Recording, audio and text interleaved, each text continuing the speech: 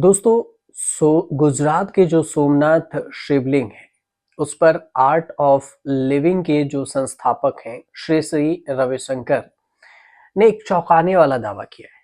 और इस दावे को लेकर क्या कुछ उनका कहना है ये आपको बताएंगे। लेकिन काफी चौंकाने वाला ये दावा है, इसलिए हमने सोचा आपको इसके बारे में जानकारी पहुंचा दें। श्री श्री रविशंकर का दावा है, उनका कहना है कि उन्हें सोमनाथ मंदिर के जो प्राचीन अवशेष हैं वो मिले हैं। 1000 साल पहले शिवलिंग को तोड़ा गया था और जिसके कुछ हिस्से दक्षिण भारत के अग्निहोत्री परिवार लेकर चले गए। उसे शिवलिंग बनाकर वो पूजा करते रहे। अब उन्होंने दावा किया कि 100 साल पहले 1924 में कांची के परमाचार्य ने कहा था कि इसे 100 साल तक बाहर लेकर नहीं आना।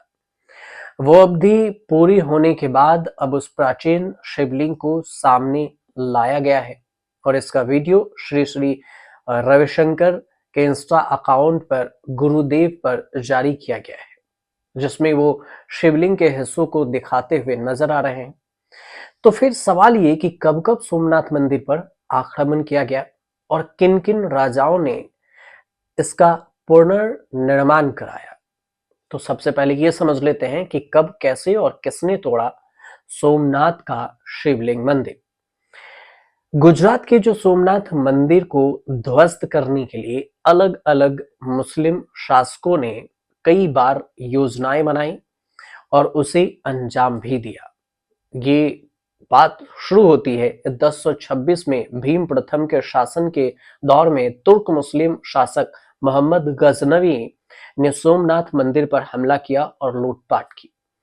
गजनवी राजवंश की जो संस्थापक सबुक तिगिन ने भी की थी और सबुक तिगिन इसके संस्थापक रहे गजनवी के। 975 से 1186 ईस्वी तक गजनवी साम्राज्य के शासकों ने राज किया। फिर सोमनाथ जिले की जो आधिकारिक वेबसाइट है उस वेबसाइट के अनुसार से जो जानकारी आई कि जब महमूद गजनवी ने सोमनाथ मंदिर पर हमला किया, आक्रमण किया, लूटपाट की, तो फिर शिवलिंग को तोड़ा और 20 मिलियन दिनार लूटकर ले गया। 1169 की बात है। एक शिलालेख कहता है कि कुमारपाल का शासनकाल था 1143 से 72 तक, 1172 तक। इस दौरान इस मंदिर का पुनर्निर्माण कराया गया और इस शासनकाल में मंदिरों में बेशकीमती रत्नों को जड़ा गया और ये मंदिर अपने धार्मिक महत्व के साथ समृद्धि के लिए भी जाना गया। ये बात सामने आई। अब लूटपाट और तोड़फोड़ के बाद दोबारा तैयार होने वाले सोमनाथ मंदिर पर हमेशा से मुस्लिम शासकों की नजरें टेढ़ी रही। गजनवी के बाद इस मंदिर को खिलजी ने निशाना बनाया और ये साल था 1299। गुजरात पर आक्रमण के दौरान उलुग खान के नेतृत्व में अलाउद्दीन खिलजी ने सेना में बाघेल राजा कर्ण को शिकस्त दी और सोमनाथ मंदिर में लूटपाट की। एक बार फिर यह मंदिर मुस्लिम शासक के आतंक का शिकार हुआ। ये दूसरी बार था और बस इस घटना के बाद साल 1308 में मंदिर का फिर से पुनर्निर्माण कराया गया और मंदिर का पुनर्निर्माण सौराष्ट्र के चुंडासमा राजा महिपाल प्रथम ने कराया। शिवलिंग की स्थापना उनके बेटे खेड़ांगा ने की थी और इस तरह से एक बार फिर मंदिर निर्माण समृद्ध स्थिति में पहुंच गया। जब तीसरी बार सोमनाथ मंदिर पर हमला हुआ तो ये साल था 1395।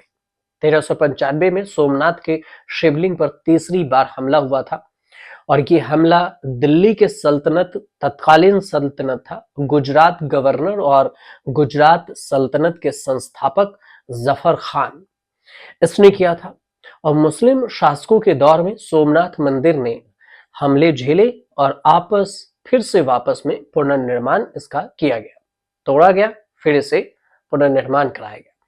12 नवंबर 1947 की बात है।